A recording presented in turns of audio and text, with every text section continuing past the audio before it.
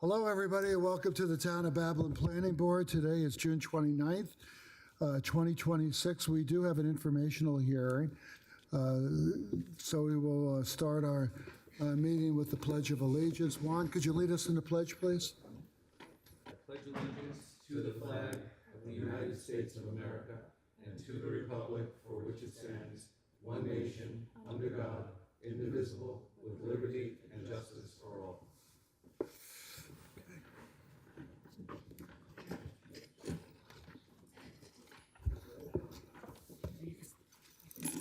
Yeah, please take the roll. Patrick Halpin. Present. Julianne Nolan. Present. Gerald O'Neill. Present. Edward Wynn. Present. Juan Leon. Present. Daniel Trushin. Present. And Frank Santos. Present. Greg Gaxiola. Nunzio Russo. And Rich Casey. And we have a quorum? Yes, you do. Okay, let me read the statement into the record, although this is an informational hearing. But the planning board shall rely on any information that is presented by the applicant. If any such information is later found to be inaccurate or incorrect, the planning board may determine that any approvals, building permits, or other actions previously granted in connection with the application are null and void. Okay. Item A, informational hearing, site plan review, change of zone, job HPLN-80, NYCCANA LLC, proposes the change of her parcel from e-business to G-industry in order to change the use from an institutional dispenser of medical marijuana to an adult use retail cannabis dispensary, along with associated site plans. Okay, who's here on behalf of the applicant? Please state your name and address. Gerard Glass, 72 East Main Street in Babylon. Okay, and you are counsel? I am. Okay, please proceed. Good evening. Hold on, I'm sorry, before we get, as you know, pardon me? This is it, right? Yep. Okay, Denise Graziano, the Commissioner of Planning, issued a memo regarding this application dated June 23rd. Have you had the opportunity to review this with your client, and are there any issues, concerns, anything that you'd like to bring to the attention of the board regarding any of the items in this memo? I have, and there are not. Okay, please proceed. Good evening, Mr. Chairman, members of the board, Mr. Russo. My name is Gerard Glass. I'm here to present both for the informational aspect of this application and also the site plan component. This application requires other relief. That relief is rezoning from the town board, which would be the next step in the process, and also certain variance relief. The variance relief is a bit of a bit ironic, an oddity, if you will, because we have a pre-existing facility that is legal for selling medicinal marijuana, which there's not a whole lot of demand for anymore, obviously, because you can get it without a script. So it's an oddity because although it's compliant with what the use really is, which is retail, it is not compliant because your code requires these to be in a different zoning district, an industrial zoning district, and we are applying to make that fit. Notwithstanding that, I think that the variance relief is inconsequential given the fact that it has been used since 2019 for medical marijuana, and there was, in its heyday, it would be comparable to what is going on now with those that you've approved for retail use. Okay, hold on. Could you pull up the satellite image of this so we know exactly where it is? That's Broad Hollow, Route 110, right? And where's the Costco that's nearby? It's there. But anyway, yeah, we're familiar with this. So I've submitted an application, Mr. Chairman, with this application, a package for the board, which, having done these hearings before, I know what you want to see, at least think I know what you want to see, which includes a business plan. I know you've asked for that in other applications. There's a summary in Exhibit B of that package of the relief requested, a site plan, photographs, a satellite photograph, survey, floor plan, elevations, and the certified deed. Mm-hmm. In terms of background, this application is being presented by The Botanist. The Botanist is a subsidiary of a very large company. I say that because I know you've seen a lot of mom and pop applications. This is not at this juncture. This is something that is a larger entity that already has 3 that they've operated in New York State and many across the country. So there are standards that they have that are based upon experience, based upon having run these both for recreational use and medical use. But we do need your approval from a site plan standpoint. The site plan is pre-existing. You can see it. It is a modern facility that is compliant and was compliant at the time with the site plan requirements of the town. There was not a lot that we needed or need to do to this site to make it meet your planning department's requirements, and we fully intend on doing that. In terms of the existing facility, there is no interior change. There is no exterior change, except as may be required by planning, as I said. The purpose of the application is to expand what has become a dwindling customer base because their focus was medicinal marijuana. The hours of operation are compliant with what your boards have approved pretty much uniformly across the board. That's Monday through Saturday, 9 to 9, Sunday, 10 a.m. to 8 p.m. The deliveries are on a schedule at this particular location. They are, one of the requirements is that they schedule deliveries at the times when the premises is least busy and they come in from the rear in small vehicles. There's no tractor trailers full of marijuana that come in. It's a small product. And the deliveries that go out, which they do intend to potentially do deliveries at some point to stay competitive with their neighboring businesses that are approved for this use, are done in small vehicles, and the vehicle leaves with the customer. There's nothing that's to be maintained there overnight. In terms of employee count and staffing, they will employ 15 to 20 individuals with about 5 on site. There's a list in item 6 of the presentation that explains the type of positions that are held there, which range from security to personnel that are involved in the sale to clerical. In terms of parking, this will require a variance. We have 15 spots. The employees do not park on site, so all 15 will be available for their retail customers. If there is a soft underbelly to this application, that is it. With the competition that has developed and the applications you've approved, the demand is being spread over a larger base. Here, we believe we'll be fully able to comply with the traffic load. Planning has told us if you don't, you're going to lose your permit. We accept that. We understand that. If in the worst case scenario, parking was ever an issue, there would be a plan in place to find alternate parking. Employees, like I say, already park off-site. We have an informal relationship with the restaurant next door that has a very much underutilized parking lot, and we have allowed, when we're not open, them to use our lot and vice versa. There's a lot of room that's in the back of that restaurant that people use, and they are open hours that are overlap to some degree, but there's a large degree that they don't overlap. At the beginning, if there's a large flow, which I don't think there's going to be, I don't think this is going to have the impact that some of your initial approvals did here in the town, because there are plenty of other places to go.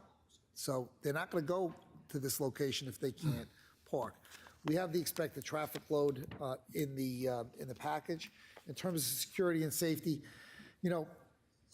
here we have corporate America sticking their nose into this, which is a good thing, because their levels of security overshadow some of the other applications that have come before you, just simply because that is what corporate America requires. So between the physical presence of security to video surveillance, alarm systems, inventory, policing the product, cash handling, employee training, and even partnership with the community in terms of the public aspect of this, and making sure that it doesn't get into the wrong hands. Age verification and identification issues, they are more advanced than some of the smaller operations because of that, including laboratory testing and product compliance. You know, they of course have a good neighbor product policy. We know that if we don't comply, you're going to call us back in here for a public hearing, and if we can't resolve what the issues are, we're going to be shut down. So we know quite well, you know, where we're going to land if this doesn't work. Otherwise, I'm going to refer you to the packet. I know that we're the only one on of any great significance on your agenda tonight, and I don't want to unnecessarily keep you. I'm happy to answer any questions. No, that's okay. We have questions, so don't worry about us. Anybody have, go ahead. What's the difference between what marijuana? They have to do seed to shop, so you have to track it. How is that different than when it was medical marijuana selling? I think that they've, as they mentioned in their business plan, they think it's going to be, you know, a more intense. Can you speak into the microphone? Yeah, I think they think it's going to be more intense. Is it going to change their inventory processing at all? That I would have to get back to you on. Okay. I would imagine that it would. I think there's a much broader scale of products. And then looking at the floor plan, I see that the entrance is off to the side and there's a security booth. I'm assuming there's a window at some point, but how do they stop people from going to their double doors? Are those magnetically accessed? Yes, they have security in place for that, so that they cannot just access from all different points. And then the egress is out that side door, which says 111 and then 102, correct? That's correct. Yeah. Thanks. Okay, are there other questions? All right, I have a couple of questions. You said that somehow this provides more security than other applications that have come before this board. And as you know, this is an informational hearing, so we're not the town board and we're not the zoning board, and this is, but it is the planning board. And so, I mean, I'm under the impression from all the other applicants that they are meeting all of the state standards that require all of the things that are here. Tell us how you somehow exceed them It's in the that you alluded to. it's in the business plan. Well, tell me what it is for the record. So if you look to number 9 of the business plan, which is security and safety measures, I just know, having done these applications for mom and pops, that this is something they're more feeling their way through. Here, they've done it because they've done so many of these. They know what they need at each location. And it includes not only what the state requires, but more. Beyond controlled customer entry, restricted employee-only areas, electronic access control systems, reinforced inventory vault, and secure product storage. They have the video aspect with high-definition digital cameras that have both interior and exterior coverage, alarm systems, intrusion detection, panic alarms, the expected fire monitoring, inventory security.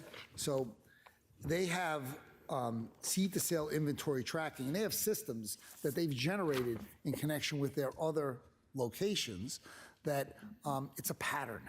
And that's one of the reasons why it's not to say that the competition is non-compliant, but in this case, because you have a company that has done this many times before.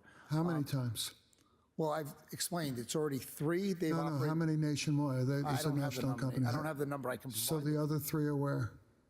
There are 3 at different areas of the state. I In New don't have York? the- Okay, that's really what I'm driving at. Go ahead, Yeah. that's fine. But it's a lot of the other applications, Mr. Halpin, as you well know, have 1. Right. So when you, Well, you know, I'm bringing the point up because I don't want you to suggest for a second, that those individual proprietors are somehow not providing all of the security and more than what the state and for that matter, the town requires, which you kind of alluded to, but I'm No, glad they're doing. that's not what I said, though. And it's not what I mean. So to be quite direct with you and clear, Well, then I'm please, that's saying why they I'm are- asking the question, clear. Right, but it's not, I said, it's not to say that the mom and pops are not compliant. It's just when you have, a single place selling burgers and you have McDonald's, there are systems that get put in place just from sheer repetition. So there's, corporate America's got their fingers in this because it's a money pot, obviously, and there's a financial motive. And here too, you have an existing facility that has from 2019 a track record with you, Mr. Halpin, that they've done. All right, let's, they have okay. no complaints. Thank you, Mr. Glass. Let's talk about the variances that you're seeking from the ZBA and from, in the town. Of course, the town has to give you the variance to operate this in this particular district, I suppose, this zoning area, correct? The town board. What are you seeking from the town board? So from the town board, we're seeking a rezoning. A rezoning. But you don't meet the town's code for cannabis. Well, you can't apply unless you get the rezoning. Right. But if you're in an industrial area, so they're going to zone this industrial? That's what the request is. Okay, that's really what I want clarity for. And then you mentioned variances from the ZBS, the parking variance you talked about? I think that's the most significant one. Okay. There's different dimensional requirements in the industrial zone, but the irony is you're selling a product, so it's, I don't think those variances are viewed by your own planning department as anything with great I significance. didn't suggest that they were. The third thing I want to ask is the parking agreement that you have with the adjacent property owner, the restaurant, for your employee parking? Is that what you? It is an informal relationship they've had since they opened in 2019. Okay, so there is not, so you don't have that in a legal way. Somebody could wake up tomorrow and say, or at the restaurant say, we're not going to do that anymore. But they've allowed it in the past. Is that correct? From 2019. Okay. So getting back to the issue of parking, what percentage of the business will be delivery, where people call in, versus those that show up at the dispensary and come in for the product? I'm just curious. I've asked this question, by the way, of others who have in similar situations. I can get back to you on the percentage difference. I don't know that they're immediately even going to begin with the delivery component. Really? Why not? But I think, That's their business decision. I get it. yeah, I've asked them, and I said, you should include it if you're even contemplating it, because the board's going to want to know. So they said, include it. We will not use any on-site storage, which I know is one of the concerns that the boards have had. Short of that, I think that prospectively, it looks like all of the competition has some delivery Yeah, component. they do. Julianne? I think for clarity, perhaps you'll read into the record your Exhibit B for the various relief. So if it may be easier to do that, Nunzio, by reference to the denial letter. I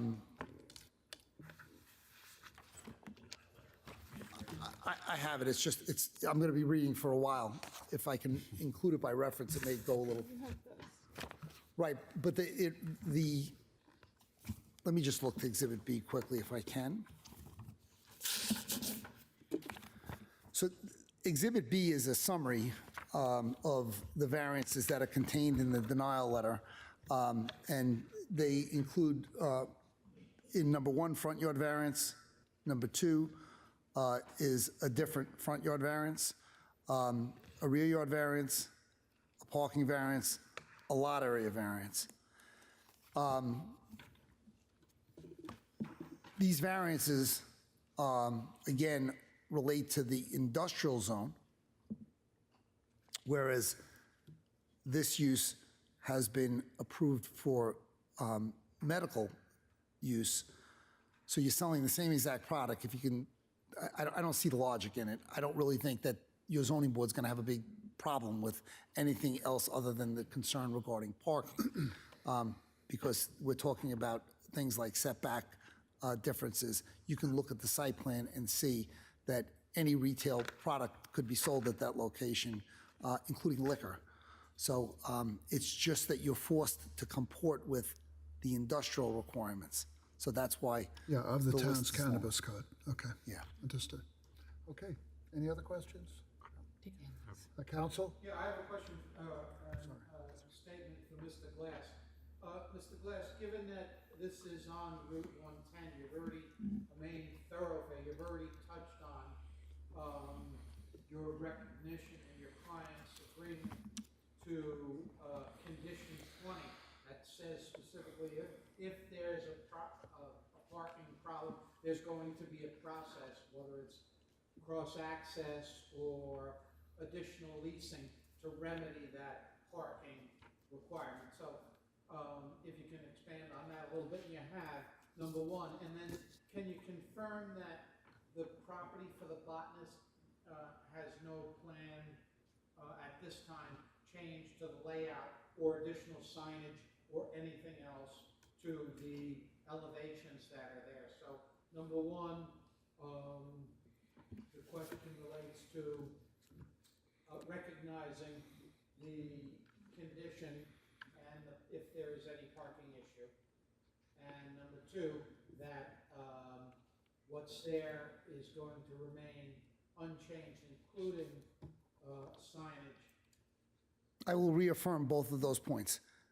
One, they are aware not only as to the parking condition being the one that's most apparent, that might be a concern in terms of compliance, but every condition that your boards impose could conceivably result in a rehearing, even if you didn't have that in your resolution, because it's standard fare on all of your resolutions. They understand that. I've told them, you can't comply with the parking, you better get alternate space. They are actually putting in place potential alternate spaces if they need it. And there are other available areas nearby. Don't forget, there's a common landlord here, and that's one of the advantages they have to find alternate parking if necessary. In terms of the visual, it's going to be the same. They indicated to me that they don't plan any change. Okay, very good. And, you know, it's recognized this is going to be revisited if this zone change is entertained and approved by the town board, that the zoning board will be the one to grant you the special use permit for the use and also the parking variance that you need at the same time. Understood. Dan? So, going back to it being medical cannabis right now, have they seen a decline recently in trips and patronism from? They have significant decline. Do they currently, is it allowed for medical marijuana to be delivered, and do they participate in that? The facility is not operating Okay. to that point. And is the building still being maintained and someone checking on it since it's not operating It currently? is. I've had meetings in the building. It's immaculate. All right, perfect. Site's immaculate. Thank you. Okay. Any other questions? No, it's a beautiful building. And it's actually, in my opinion, just my opinion, and you know what you have to do in terms of the variances in the zoning board. But I never saw anybody going in there for the medical. I guess they needed a prescription in order to get. I mean, how did that work? Being Well, medical I think marijuana. it worked for a while until until cannabis was were you allowed to sell it in retail? All right. So, but I'm just curious, and I'm not asking you this question to. I don't. Were doctors actually prescribing? When you say it's medical cannabis, were doctors prescribing cannabis, and it was the prescription? Is that right? Brother-in-law for 25 years. Okay, just speaking to the things. My brother-in-law, who was in a very bad accident, has some disabilities and pain, has been prescribed marijuana for 25 years. Okay, that answers the question. See, we've got some, And he had places to go that were just this type of a place. okay. All right, any other questions? No? All right, Thank you is there very much. anyone, thank you very much. Is there anyone that would like to address the board regarding this application? No? Okay, so I'm going to request a motion to close the hearing and to reserve decision. Let's see, motion by Dan, Motion? second by Julianne. Second? All in favor? The public hearing is closed. The decision, though, is reserved in order for us to review any of the issues that came up this week, this hearing, and any open site plan issues. The record will remain open for written comments. To follow up on the status of the application or to submit additional written comments, you can contact the planning department a number of different ways in person. Planning is located on the west wing of Town Hall. Application documents, plans are available for inspection between the hours of 9 a.m. and 4 p.m. or by phone 631-957-3103 or by email planningcomments@townofbabylonny.gov. Okay. Thank you very much. All right, so that concludes the only hearing that we're having